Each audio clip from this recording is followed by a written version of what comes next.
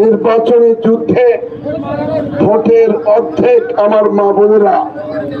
আপনারা আমাদের দায়িত্বটা লিটু বলেছেন, এবারের নির্বাচন 18 বছর পরে আবার সুষ্ঠু নিরপেক্ষ নির্বাচন হবে।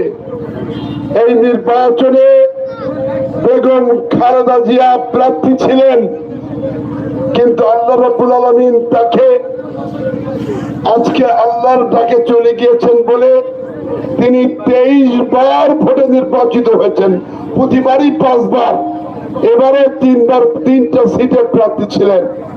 তাই বেগম খালেদা জিয়ার দিকে তাকে, এই মহিষী রমণীর দিকে তাকে সবাই আমাকে ধানের শীষে ভোট দেবেন এই দাবি রাখছি।